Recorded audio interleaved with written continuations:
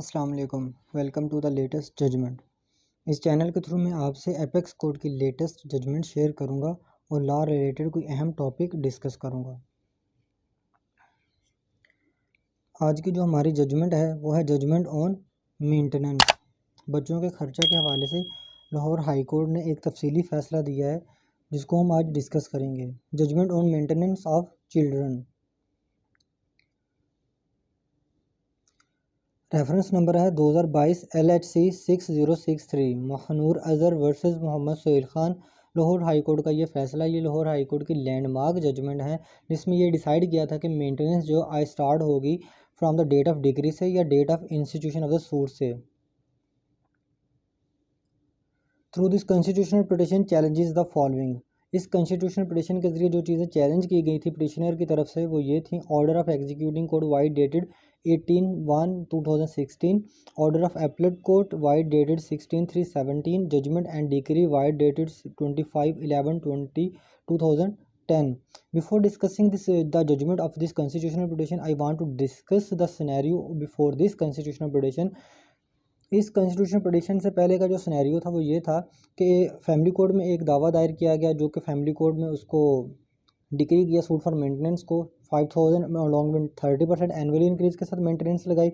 वही इसको family court की जजमेंट को एपलेट कोर्ट में चैलेंज किया गया जिसमें एपलेट कोर्ट ने उसको 4000 रिड्यूस कर दिया अलॉन्ग विद 10% एनुअली इंक्रीज। और ये जो एपलेट कोर्ट की जजमेंट थी 4000 एंड 10% एनुअल इंक्रीज को, ये जजमेंट गॉड फाइनलिटी और इस जजमेंट ने अटेंड कर ली फाइनलिटी। इसको फर्दर चैलेंज किसी फोरम पे ना किया गया। इसके बाद एग्जीक्यूशन पिटिशन लगाई गई एग्जीक्यूटिंग कोर्ट में जिसमें पिटिशनर साइड ने एलेज किया कि जनाब जो डिफेंडेंट साइड है वो maintenance properly along with 10% annual increase pay off नहीं कर रहा, जिसके अगेंस्ट जनाब रिस्पोंडेंट साइड ने ऑब्जेक्शन पिटिशन लगाई थी। Annual increase in the maintenance start from the date of decree and not from the date of the institution of the suit by the petitioners. ये appellate court का फैसला था जिसमें उसने decide किया था कि जो मेंटेनेंस स्टार्ट होगी डेट ऑफ द डिग्री से होगी, not from the date of the institution of the suit by petitioner से। Learned family court vide judgment and decree dated 28/1/2010 awarding ₹5000 per month per head maintenance with 30% annually increase. जो family court थी उसने 30% annually increase के साथ 5000 maintenance लगाई थी बच्चों की। On appeal preferred against the judgment dated 28/01/2010 the learned appellate court vide dated judgment and decree dated 25/11/10 held that the petitioners are entitled to recover maintenance 4000 per month per head along with 10% annual increase. जब वो family court के judgment को challenge किया गया था appellate court में, तो appellate court ने ये डिसाइड किया था कि उसकी मेंटेनेंस 4000 होगी अलॉन्ग विद 10% एनुअल इंक्रीज के साथ। एपलेट कोर्ट ने जो मेंटेनेंस थी उसको रिड्यूस करके 4000 कर दिया और जो एनुअल इंक्रीज 30% फैमिली कोर्ट ने फिक्स किया था उसको रिड्यूस करके 10% एनुअल इंक्रीज कर दिया। उसके बाद ये जजमेंट थी कि उसने फाइनलिटी अटेंड कर ली, उसको फर्दर किसी फोरम पे चैलेंज नहीं किया गया था। तो पिटिशनर साइड जो एग्जीक्यूशन पिटिशन में गए, the petitioners are alleging that the respondents has failed to discharge his obligations को payment of the maintenance amount along with annual increase. Petitioner side ने ये एलिज किया जो रिस्पोंडेंट साइड है वो अपनी रिस्पॉन्सिबिलिटी जो पेमेंट ऑफ मेंटेनेंस है वो पे ऑफ नहीं कर रहा अलॉन्ग विद एनुअल इंक्रीज। उसने कहा कि जो मेंटेनेंस है, जो इसकी जिम्मेदारी है फादर के बच्चों को मेंटेनेंस पे करना, वो नहीं कर रहा अलॉन्ग विद एनुअल इंक्रीज। इस ड्यूरिंग एग्जीक्यूशन पिटिशन जो रिस्पोंडेंट साइड थी उसने ऑब्जेक्शन पिटिशन लगाई इस एग्जीक्यूशन पिटिशन के अगेंस्ट के जनाब जो जो मेंटेनेंस है वो स्टार्ट होती है from the date of decree से, ना कि date of institution of the suit से। During the proceedings of the execution petition, the respondent filed an objection petition demurring to 10% annual increase from the date of institution of the suit and asserting that annual increase shall be effective from the date of decree of the learned appellate court. Petitioner side ने objection petition लगाई during the proceeding of execution petition। उसने ये plea ली कि जनाब जो appellate court ने decide किया था उसने ये कहा था कि जो 10% एनुअल इंक्रीज होगा वो from the date of decree होगा, ना कि date of institution of the suit से। एनुअल इंक्रीज जो है डेट ऑफ डिग्री से काउंट किया जाएगा, ना कि date of institution of the suit से।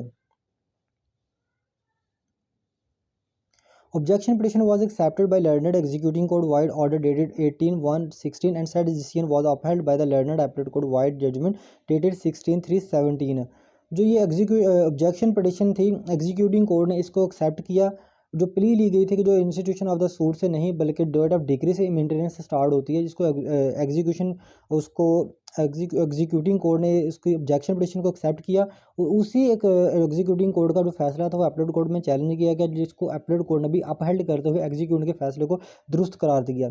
देन इन सिचुएशन पे ये कॉन्स्टिट्यूशनल पिटीशन दायर की हाई कोर्ट में। क्वेश्चन रेज किया गया whether 10% annual increase in maintenance allowance is to be effective from the date of passing the decree that attain finality और from the date of institution of the suit. जिसमें question ये था कि जो 10% annually increase है ये effective होगा कहाँ से, डेट ऑफ डिग्री से जो फाइनलिटी अटेन कर गई या date of institution of the suit. Family court ने कहा कि जनाब पहले तो ये देखेंगे जो पर्पज़ क्या था फैमिली कोड एक्ट 1964 के बनाने का। ये बेनिफिशियल जब देखा गया तो ये देखा उसने ऑब्जर्व किया कि जो बेनिफिशियल लेजिस्लेशन थी with subject and purpose being protect the welfare minors and females who are considered vulnerable segment of the society. उसने कहा कि ये जो सब ऑब्जेक्ट है फैमिली कोड एक्ट 1964 का, इसको प्रोटेक्ट करता है माइनर को और फैमिली को, क्योंकि ये एक वल्नरेबल सेगमेंट है सोसाइटी का। The aim is to protect them from lengthy and protracted litigation.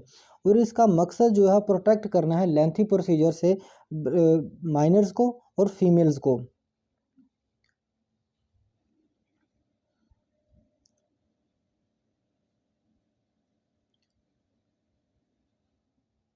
Civil procedure की तरह फैमिली कोड का प्रोसीजर नहीं है। फैमिली सिविल कोड का प्रोसीजर जो बहुत लेंथी होता है, जिसमें प्रॉपर्टीज मैटर होते हैं, लेकिन फैमिली कोड का जो मैटर है ये डिस्क्रिशनरी लॉ और स्पेशल लॉ है, जिसको फैमिली कोड एक्ट ही डील करती है। Section 17A of the following shall be substituted suit for maintenance. In a suit for maintenance, the family court shall, on the date of the first appearance of the defendant, fix entire monthly maintenance for wife or a child. And if the defendant fails to pay the maintenance and the 14th day of each month, the defense of the defendant shall stand stroke off, and the family court shall decide the suit for maintenance on the basis of averments in the plaint and other supporting documents in record of the case. अगर family court को ये empower किया गया है कि जनाब जब defendant first appearance आ जाए तो उसका इंटायर मेंटेनेंस फिक्स करे। अगर डिफेंडेंट साइड इंटायर मेंटेनेंस पे नहीं करती तो उसका right to defence strike off कर दिया जाए और सूट फॉर मेंटेनेंस को डिक्री कर दिया जाए according to the averments of the plaint and other supporting documents पे। सबसेक्शन 2 देख लेते हैं। In case for decree for maintenance family court को ये डिस्क्रिशनरी पावर दी गई कि fix an amount of maintenance higher than the amount paid for in the plaint due to flux of time or any other relevant circumstances and prescribe the annual increase in the maintenance। Family court को ये power कर दिया गया कि जो maintenance है वो more than paid in the plaint से लगा सकती है according to flux of time and circumstances of the case के। In the family code does not prescribe the annual increase in the maintenance fixed by the code shall automatically stand increase at the rate of 10% each year। अगर family code prescribe नहीं करती annual increase तो 10% annual increase के हिसाब से automatically जो maintenance है वो इंक्रीज कर जाएगी, जो फैमिली कोड ने डिसाइड की होगी। 2016 SCMR 2069 in this regard, however, on the basis of facts and circumstances of each case, the discretion of the court to award more than 10% annual increase remains protected। इसमें family code act के जो sub section 17A sub section 2 है उसको इसको वो strengthen दी थी कि जनाब हाई कोर्ट ने ये डिसाइड सुप्रीम कोर्ट ने ये डिसाइड किया था कि जो more than annual increase 10% annual increase है वो प्रोटेक्टेड किया गया था through this citations of the supreme court. इसमें सुप्रीम कोर्ट ने ये करार दिया था कि जो according to the facts and circumstances of each case family court की डिस्क्रिशनरी पावर है to award more than 10% annual increase remains protected. Family court को एम्पावर कर दिया गया कि वो मोर देन 10% एनुअल इंक्रीज लगा सकती है।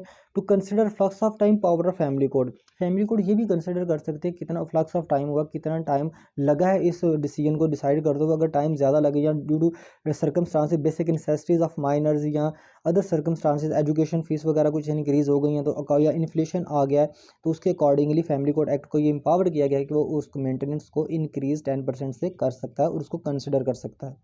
High Court decides that it would be against the interest and welfare of minor to grant maintenance at from the date of the decree। High court ने करार दिया गया कि ये interest and welfare of the minor के principal के against है कि मेंटेनेंस जो है वो डेट ऑफ द डिक्री से स्टार्ट की जाए।